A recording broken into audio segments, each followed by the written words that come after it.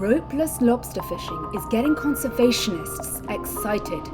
They see it as a way to prevent increasingly common whale entanglements along America's northeastern coast. But lobstermen, like Matt Weber, are pushing back, worried the campaign will drive them out of business and upend their way of life. Ropeless fishing is really scary for me, and my guess is for a lot of Maine lobstering. It's just a really scary idea.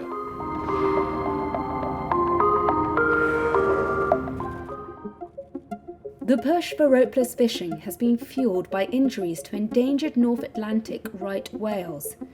There are only 350 left in the world, with only 70 breeding females. Since the start of 2023, 4 right whales along the coast have been injured in the lines, and 9 have died since 2017, according to government data. Christy Haddock is a researcher at the Centre for Coastal Studies. They are suffering from multiple human-related causes, and that includes ship strikes, entanglements in fishing rope or any type of line. And if they blunder into the ropes, they very often get them wrapped around the body. Here's Michael Moore, another researcher, this time at the Woods Hole Oceanographic Institution. You can get a persistent entanglement which can cut into the flesh and either make it get real skinny and or die. It's fueled a prominent campaign by environmental groups to pressure the industry to adopt on-demand equipment that only suspends ropes in the water briefly before traps are pulled from the water. So how does ropeless fishing work? Traditional lobster fishing uses traps that sink to the ocean floor and are connected by a rope to a buoy floating at the surface. Ropeless gear, by contrast, only deploys a rope and buoy to the surface when its owner activates a release trigger by remote control. Robert Morris is an engineer at EdgeTech.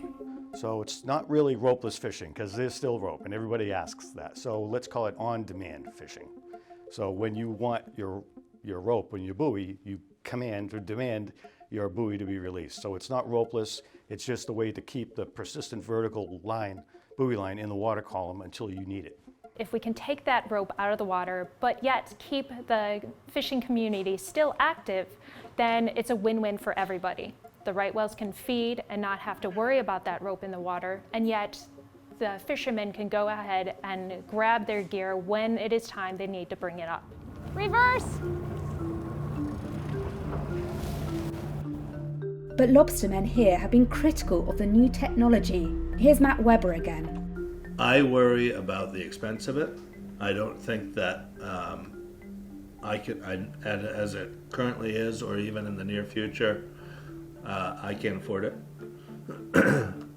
I understand that they're trying it and they're testing it, and they probably are learning a lot. And is there a potential to make it work? Sure. It's all the more scary because none of us feel like it's going to help. It's not going to change anything.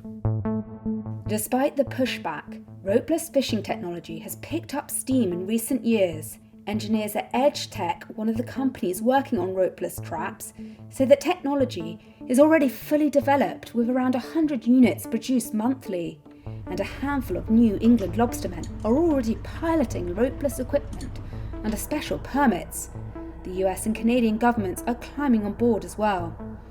Canada's Fisheries Department hailed the tech as, quote, the only way you eliminate the vertical line entanglement risk. And in areas with high whale traffic, Ottawa only allows fishing with ropeless gear. Still, researcher Michael Moore says the concerns of the lobstermen must not be dismissed. You can't not be hopeful, because if you despair, you might as well quit. And I'm not ready to quit on these guys yet, and there's an awful lot of people in the business that I'm involved in that think likewise.